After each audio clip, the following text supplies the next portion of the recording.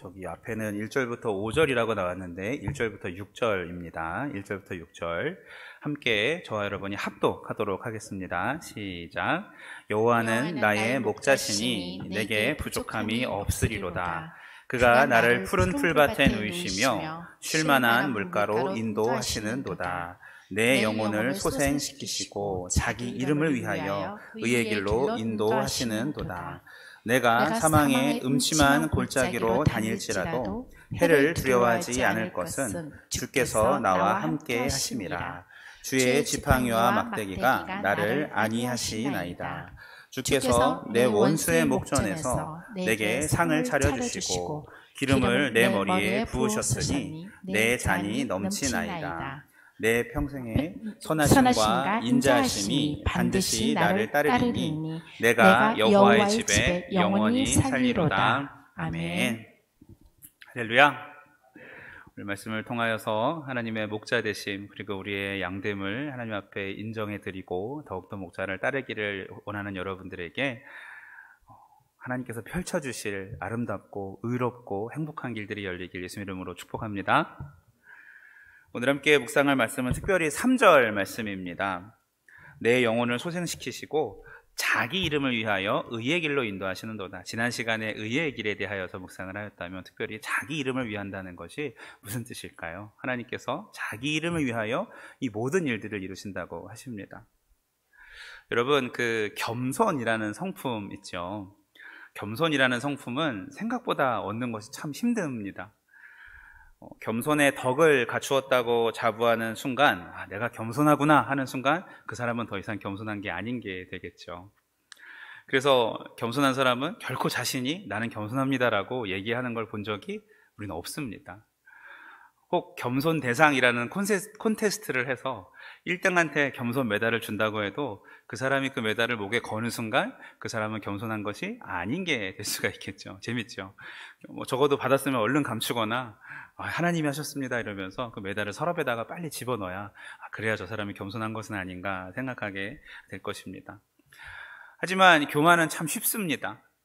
하나님께서 굉장히 미워하시는 그 진 보따리 가운데 하나가 그 교만입니다.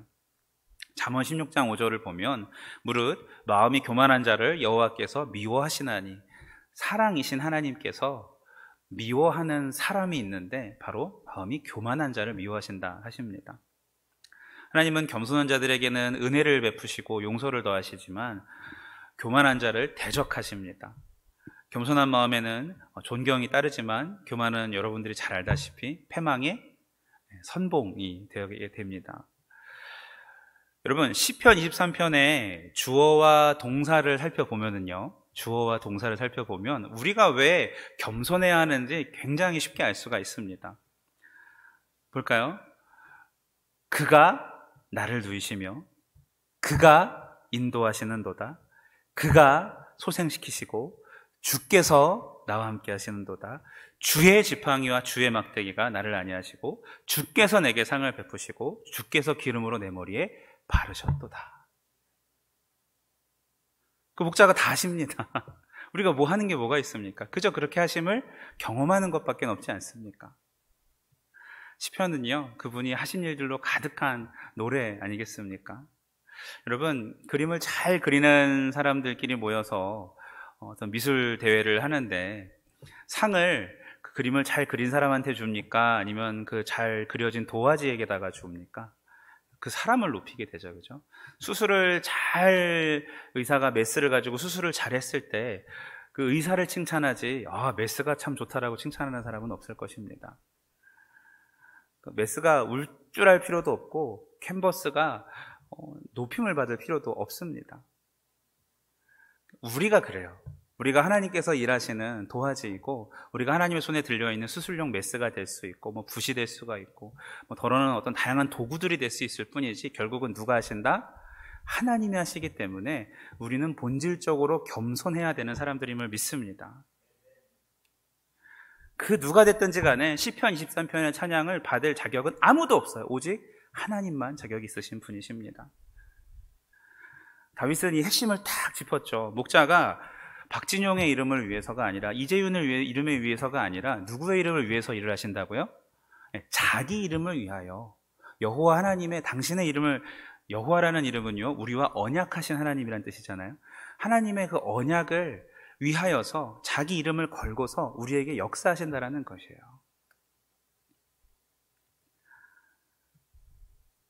우리가 아니라 하나님께서 자기의 이름을 높이시는 이유가 무엇일까요? 하나님께서 명예를 탐하시는 분이신가요? 그렇지 않습니다. 여러분, 명예를 탐하는 것은요, 우리 인간들이지 하나님이 결코 아닙니다. 우리들이야말로 정말 인정받고 칭찬받는 일에 굉장히 목마른 사람들 아니겠습니까? 누가 좋은 얘기 해주면 그렇게 기분이 좋고, 누가 좀 싫은 얘기 하면은 지는 얼마나 잘났다고 이러면서 그런 게 우리들의 마음 아니겠습니까? 저만 그런가요? 내가 다른 사람들 앞에 어떻게 비추어지는가에 굉장히 관심을 가지고 살아가는 사람들이 바로 우리들입니다. 여러분, 몇 마디 칭찬은 오히려 한 인간이 가지고 있는 내면의 질서들을 다 흐트러뜨리고 그를 교만하게 만들 수도 있습니다. 사람들 앞에서 내 명예가 실추되었다고 여겼을 경우에는 정말 돌이킬 수 없는 관계의 파국을 경험할 수도 있죠. 이렇게 칭찬과 인정 속에서만 길들여진 사람은 아무리 뛰어나 보여도 사실 나는 진흙에서부터 나온 존재이고, 나는 하나님께서 구원하지 않으면 이미 사망 판결 받은 끝난 죄인이라는 사실을 그 사람은 인정할 수가 없을 것입니다. 특별히 오늘 말씀에서 자기 이름을 위하여 하셨다지 않습니까? 이것은 보증을 말합니다. 하나님이 우리를 도우시는데, 목자로서 우리를 인도하시는데 보증을, 자기 이름을 도장을 찍으신다는 것이죠. 여러분, 대통령이 자기 임기를 잘 못하면 초반에는 어떤 지지율이 높아도 뒤로 갈수록 레임덕이 오는 것과 같이 사람들은 그 어떤 이름에 걸맞는 혹은 기대에 부응하는 일들을 행하지 못했을 때 사람들로부터 어떤 기대감이 떨어지게 될 수밖에 없습니다. 하지만 여러분, 생각해 보십시오. 하나님의 이름 여호와, 하나님의 그 이미지가 수없이 많은 세대를 거치면서 단 한 번도 이미지가 실추된 적이 있으셨습니까? 우리가 못나서 나빠졌다면 우리가 나빠졌지, 하나님의 이름은 단 한 번도 땅에 떨어진 적이 없습니다. 하나님은 한 번도 게으르신 적도 없었고요, 하나님께서는 우리에게 단 한 번도 거짓말하신 적이 없으셨고요, 하나님께서는 단 한 번도 아무리 우리가 패역했어도 우리를 향한 그 사랑을 끊으신 적이 없으셨음을 믿으시기 바랍니다. 얼마나 감사한지요. 그래서 하나님의 이름 그 여호와는 그 자체로 우리에게 보증이 되는 것이에요. 거기다가 내 이름 안 써놓기 얼마나 다행입니까? 나는 아침과 저녁에 생각이 다르고 하루에도 12번씩 감정이 변하는데, 변함없으신 신실하신 하나님께서 자기 이름을 위하여 우리를 돌보시는 것, 우리와 했던 약속을 지키시기 위하여서 신실하신 것, 이것이 얼마나 은혜인가요? 그래서 여호와는 나의 목자시니, 이것이 굉장히 권세 있는 고백인 이유는요, 바로 그 여호와라는 이름 때문에 그래요. 그래서 우리는 다시 한번 기본적으로 겸손해야 되는 사람들입니다. 하나님께서 하나님 스스로 약속을 하셨고 그 약속을 지키시기에 자기 이름을 위하여, 그 우리와 언약하신 여호와라는 이름을 지키시기 위하여 모든 것을 다 하시기 때문에 우리는 정말 겸손해야 되는 사람들입니다. 한번 내 턱을 만져봅시다. 내 턱이 이렇게 위로 올라가고 있다면 내리셔야 합니다. 뭔가 어깨를 으쓱하려고 한다면 낮추셔야 합니다. 그리고 하나님이 하셨습니다라고 말할 줄 아는 저와 여러분 되시길 예수 이름으로 축복합니다. 예수님께서 비유로 이렇게 말씀하셨어요. 바리새인과 세리가 기도를 하는데, 바리새인은 도덕적으로 무흠하고 율법을 열심히 지키는 사람의 집단들이죠. 자부심을 느끼고 기도하고 있었습니다. 저쪽에서 세리가 멀리서 감히 눈을 들어서 하늘을 울어보지도 못하고 이렇게 고개를 푹 숙이고 가슴을 치면서, 아, 하나님 나를 불쌍히 여기소서, 나는 죄인입니다, 이렇게 기도를 합니다. 여러분, 결과를 다 아시죠? 어떻게 예수님이 판단하시는지. 예수님의 비유의 의도가 뭘까요? 겸손과 회개의 사람이 되어라 라는 뜻입니다. 말씀에 여호와께서 자기 이름을 위하여 살았다는 말은 하나님께서 다 그렇게 일하시는 하나님의 신실하심에 대해서 생각해보고, 너희는 얼마나 하나님과 약속을 잘 지키는 사람들인지 돌아보고 겸손과 회개의 사람이 되라는 뜻 또한 있는 것을 기억하시길 바랍니다. 하나님께서는 교만한 자들을 미워하시는 만큼 겸손한 자들을 사랑하십니다. 나는 마음이 온유하고 겸손하다고 말씀하신 예수님께서는 똑같이 마음이 온유하고 겸손한 자들을 사랑하십니다. 여러분, 시편 138편 6절을 찾아보니까 여호와께서 높이 계셔도 낮은 자를 하감하시며 멀리서도 교만한 자를 아시나이다 라고 이야기하고 있어요. 교만한 자가 머리를 들면 멀리서도 잘 보이는 거고, 겸손한 자가 아무리 고개를 숙여 하나님 앞에 기도해도 아무리 높은 곳에 계신 하나님이라도 하감하시며 우리를 다 알고 공감하고 계신다는 뜻입니다. 그래서 겸손한 자들에게는 여러 상들을 주십니다. 제가 성경의 겸손을 찾아봤더니 먼저 명예의 상이 겸손한 자에게 있습니다. 재밌죠? 겸손한 자가 오히려 명예로워집니다. 겸손은 존귀의 앞잡이니라. 할렐루야. 잠언 15장 33절 말씀입니다. 또한 겸손한 자에게는 하나님께서 지혜를 주십니다. 잠언 11장 1절에 겸손한 자에게는 지혜가 있느니라. 또한 겸손한 자에게는 하나님의 가르침이 항상, 그러니까 하나님의 가르침을 항상 받는 제자로 살아가게 됩니다. 시편 25편 9절에 보면 온유한 자를 공의로 지도하시며 라는 말씀이 있어요. 또한 가장 겸손한 자가 받는 특권은 하나님의 은혜를 기쁘게 받을 수 있다는 것입니다. 베드로전서 5장 5절, 겸손한 자들에게는 은혜를 주시느니라. 여러분, 성경에 등장하는 영웅들의 위대함은요, 결국 겸손을 통해서 가장 선명하게 드러나게 됩니다. 모세, 이집트의 왕자의 신분이었고 또 노예 상태의 동족을 구해낸 해방자지요. 모세의 카리스마를 어찌 이루다 말할 수 있겠습니까마는 세번역 성경은 그가 땅 위에 있는 모든 사람들 중에서 가장 겸손한 자라고 표현하고 있습니다. 사도 바울은 예수님께서 친히 찾아오시는 사건을 경험한 그런 사람이죠. 하늘에 올라가는, 하늘나라에 이끌려 올라가는 그 경험을 했던 사람이 사도 바울이고, 떨어져 죽은 청년을 살려낸, 죽은 자를 살려내는 경험도 해본 그런 사람입니다. 그런 능력이 있었는데도 자신을 소개할 때 사도 바울이 서신서에 뭐라고 소개하죠? 하나님과 예수 그리스도의 종이라고 표현하죠. 자기를 낮추는 일에 가장 먼저 자기를 드러낼 때 종을 이야기합니다. 하나님께서는요, 겸손한 사람을 사랑하시고 그가 낮은 만큼 크게 사용하셨습니다. 따라해봅시다. 겸손하라. 나한테 손을 얹고 한번 얘기합시다. 저는 저한테 하겠습니다. 나를 바라보면서 겸손하라. 나한테 명령하십시오. 겸손하라. 너 좀 제발 좀 겸손해라. 이런 마음으로 사셔야 되겠습니다.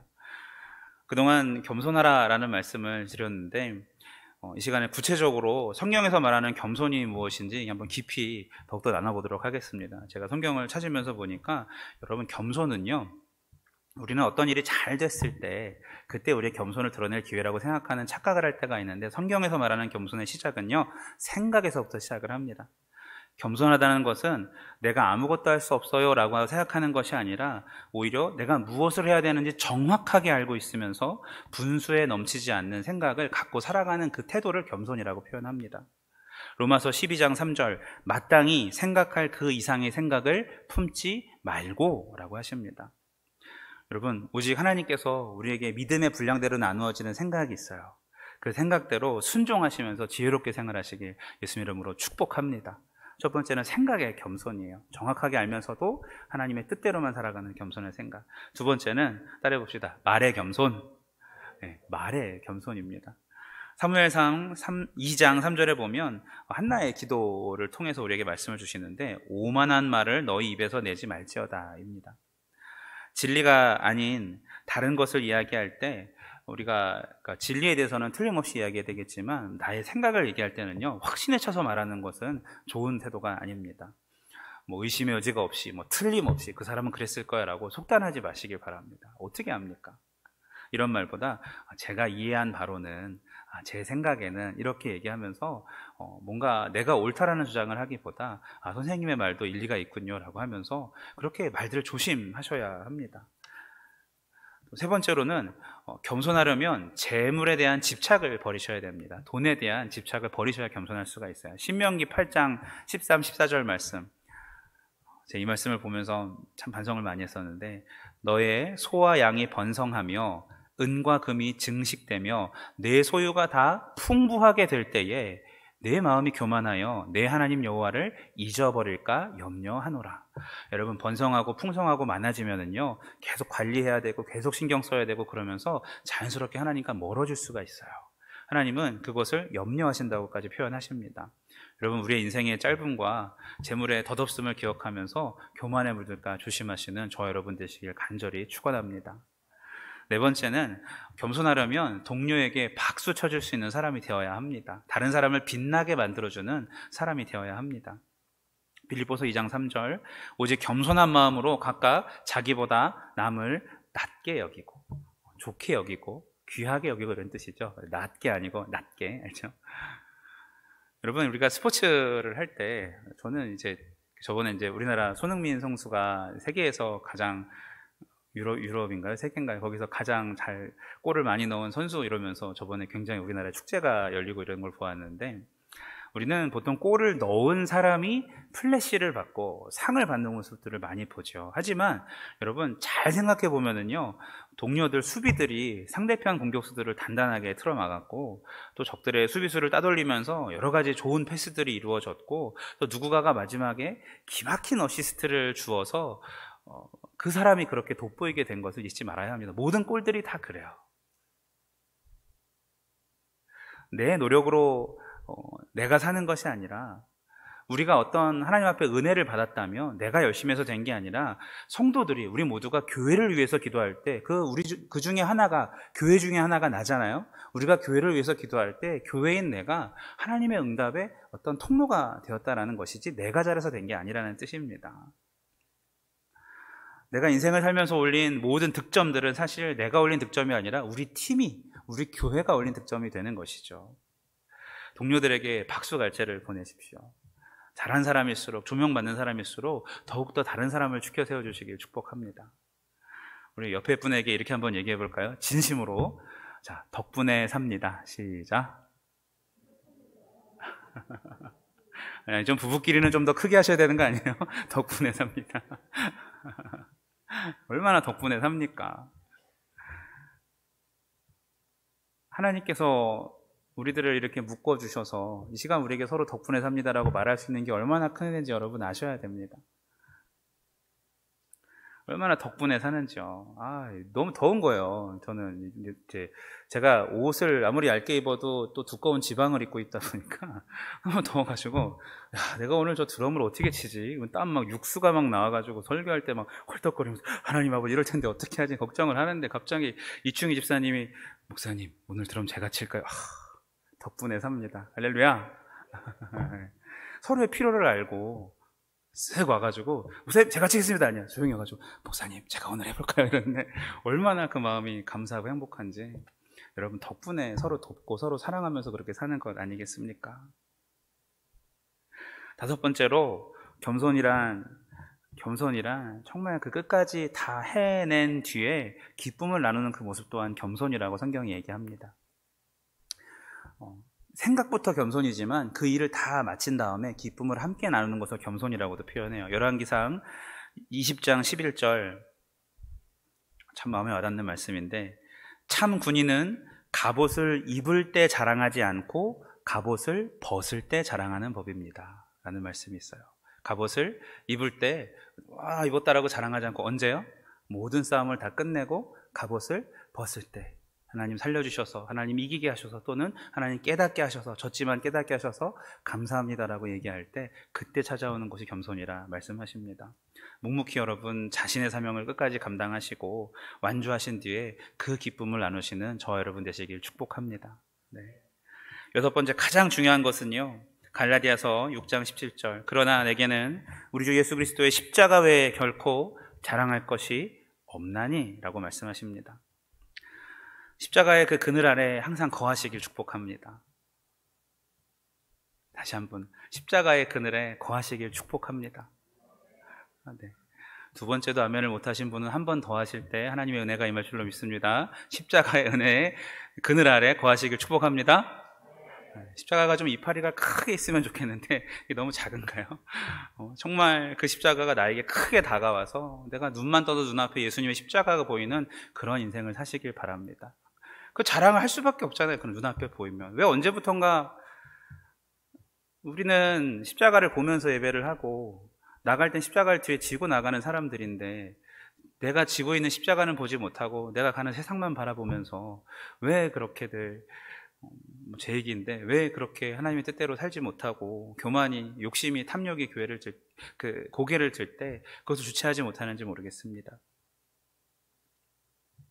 여러분, 십자가 그늘 아래서 정말 온전히 사시길 바랍니다. 그러면서 한 가지 사실을 되새기십시오. 우주를 만드신 그분께서 나 없이 살기보다 나를 위해서 죽는 것을 선택하셨다. 이것이야말로 우리가 자랑할 수 있는 사실이고 이것이야말로 우리가 자랑해야만 하는 사실입니다. 사랑하는 우리 울산교회 성결가족 여러분, 겸손을 인생의 목표로 삼으신 분 혹시 있으십니까? 이게 얼마나 안타까운 일인지. 내 인생의 목표가 겸손이다라고 생각해 보신 분 있습니까? 아니면 내 인생의 목표가 거룩이다. 우리는 세상의 목표를 세우는 건 되게 쉬워요. 광고가 얘기해 주거든요. 이 차를 가지면 행복할 거야. 여기 어때 저기 어때 요즘 굉장히 많이 나오죠. 그러면서 여기 가면 즐거울 거야 라고 얘기하지만 정말 말씀이 나한테 얘기하는 겸손이 내 삶의 목표가 돼서 나 이거 꼭 해보고 싶고, 정말 거룩이 내 목표가 돼서 이렇게 살아보고 싶고, 그러한 믿음을, 그러한 영성을 가진다면 저 십자가를 바라보기만 해도 두 눈에 눈물이 줄줄 흘렸던 그 처음으로 다시 돌아가서 날마다 뜨겁게 하나님과 데이트하듯이 생활할 수 있지 않을까요? 사실 주위 사람들로부터 겸손하다, 거룩하다 인정받는 사람들은 생각해보면 그렇게 많지가 않습니다. 여러분, 함께 있기만 해도 마음이 따뜻해지고 내 안에 선한 일을 행하시는 주님과 날마다 동행하면서 무언가 하나님께서 지치지 않는 새 힘으로 새로운 일을 시작할 수 있도록 복돋아주는 그런 겸손한 사람, 또 다른 사람에게 인정하고 세워주며 높여주고 함께 성장해 나가는 그런 겸손한 사람이 되시길 예수 이름으로 축원합니다. 이 시간에 함께 찬양을 하고 기도하길 원합니다. 우리 오직 예수뿐이네 찬양 있죠. 은혜 아니면 살아갈 수가 없네, 호흡마저도 다 주의 것이니. 여러분이 한 줄 찬양 부르면 끝나는 거 아닙니까? 내 호흡마저도 다 주의 것이니. 세상의 평안과 위로 나 없어도 좋습니다. 세상에 주는 성공과 부, 명예, 돈 괜찮습니다. 하나님, 저 그냥 오직 예수뿐이면 만족하는 그런 파릇파릇한, 정말 내 신앙의 각질들을 다 벗어내고 내 속사람이 주님과 아주 깊이 있고 깊은 교제하는 그런 은혜로만 사는 사람 되게 하여 주시옵소서. 우리 같이 시간 함께 찬양합니다.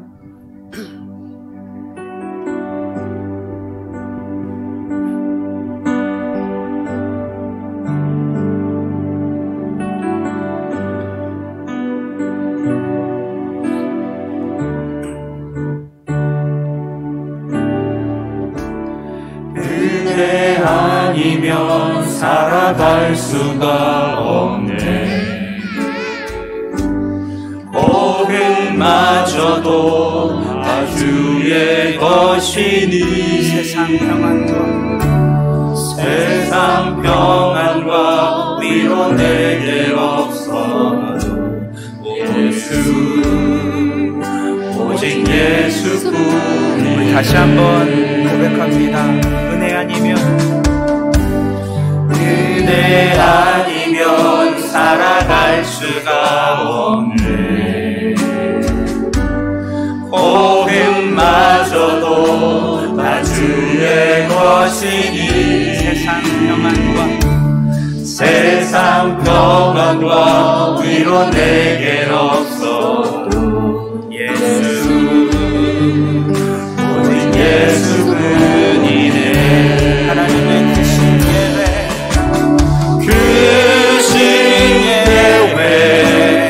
볼 수도 없고 정일고 나는 지쳐도 주께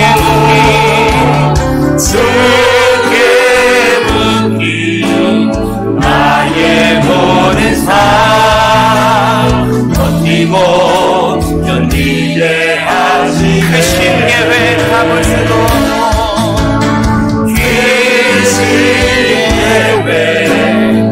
볼 수도 없고 장애인고 나는 지쳐도 주께 묻기 나의 모든 삶 버티고 견디게 하시네.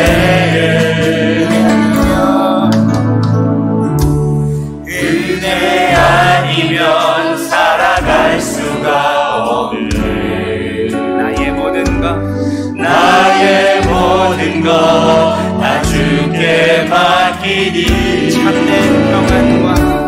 참된 평안과 위로 내게 주신 주 예수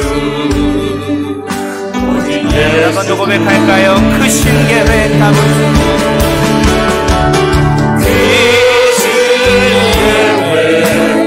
볼 수도 없고 자기 고난에 지쳐도 주께 묻기 나의 모든 삶 버티고 견디게 크신 계획 답을 수도 없고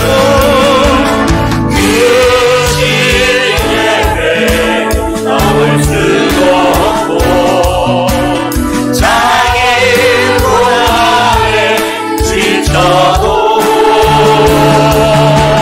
주께 묻기 나의 모든 삶 넘기고 견디게 하시네 은혜 아니면 살아갈 수가 우리의 모든 것을 주님께 맡깁니다. 나의 모든 것 다 주께 맡기니 참된 평안과 위로를 참된 평안과 위로 내게 주신 주 예수 오직 예수뿐 참된 평안과 위로 참된 평안과 위로 내게 주신 주 예수 오직 예수뿐이네. 다 같이 통성으로 기도하는데 제가 2번 기도 제목 드리겠습니다. 먼저는 감사와 회개의 기도를 같이 하도록 합니다. 우리와 언약하신 언약의 하나님 여호와, 하나님께서는 그 이름을 위해서 모든 약속을 신실하게 지금도 지키시고 계십니다. 우리는 아들이 아파서 오늘 약속을 잘 못 지킬 것 같다요 할 때가 있지만 하나님은 아들을 죽이면서까지 약속을 지키시는 분이셨습니다. 여러분, 시간 감사와 회개의 기도를 합니다. 사랑을 언약의 말씀으로 바꾸셔서 성경에 기록하셨고 오늘도 그 약속을 믿는 모든 사람들에게 신실하게 그 언약을 지키시는 하나님께 감사하도록 합니다. 아울러 이 시간 회개할 때 그렇게 신실하신 아버지를 모시고 살면서도 온전히 생명의 말씀대로 살지 못하는 부분이 있다면 회개합니다. 수없이 다짐해도 자꾸 넘어지는 죄가 있다면 우리에게 항상 지극하신 거룩함으로써 최선을 다해 사랑하시는 하나님과 내가 온전한 교제를 하고 있지 않다는 뜻이겠죠. 주님이 아닌 다른 것들을 채우려 하기 때문에 죄가 딸려 들어올 뿐 아니겠습니까? 불꽃 같은 눈동자로 우리의 중심을 낱낱이 하시는 하나님 앞에 혹시 내가 게으르다면, 혹시 하나님과 세상을 동시에 사랑하고 있다면, 혹시 욕심을 내고, 혹시 음란하다면, 혹시 하나님 앞에 불충하다면 이 시간 회개하며 기도합니다. 이 시간 주여 한번 크게 외치고 감사와 회개로 하나님께 나가도록 합니다. 기도합니다. 주여!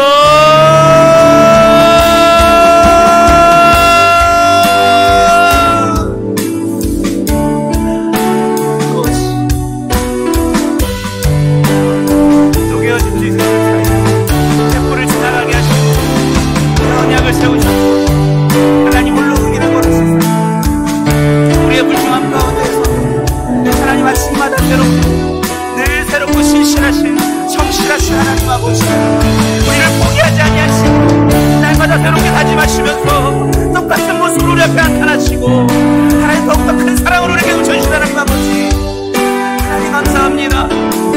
자동차 나를 버릴 때가 많고 내가 구제불능이라 여길 때가 많지만 하나님께서 아침마다 새로운 성실함으로 우리에게 자비를 베풀어 주시고 우리를 사랑한다, 더 사랑한다 말씀하시며 또 한 번 기회를 주시고 또 한 번 기회를 주시고 인생의 단 하루도 하나님 그렇게 되지 않은 적 없는 하나님 아버지, 우리 함께 하시니 감사합니다.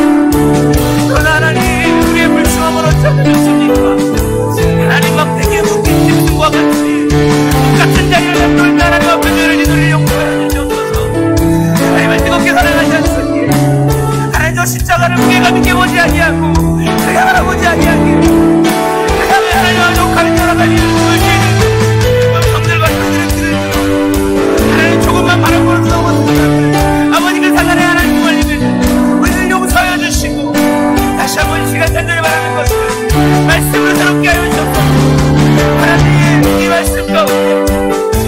삶과 저주가 생명과 죽음이 이 안에 있는데 하나님 말씀을 떠나는 삶을 바라고 주를 용서해 주시고 주의 말씀을 내가 뜯어먹듯이 삶으로 소화할 수 있도록 인도하셔서 입에는 달지만 배는 순하였사오니 이 말씀을 달콤한 말씀을 삶으로 쓰지만 기꺼이 살아가미가 되어서 성삼을 하나님의 살아계심을 증명하고 우리 인생을 하나님의 역사심이 나타나는 내가 될 수 있도록 인도하여 주셨소서. 주여 우리의 언약함을 행해서지 않게 하여 주시고 우리 인생의 어둠을 용서하셔서 나의 남편을 하나님 몸을 파오니 하나님의 주님을 섬기게 하시옵소서. 하나님 나의 언약함을 용서하셔서 오직 주님 기쁨을 위해 성결한 신부로 살아갈 수 있도록 아버지 인도하여 주셨소서.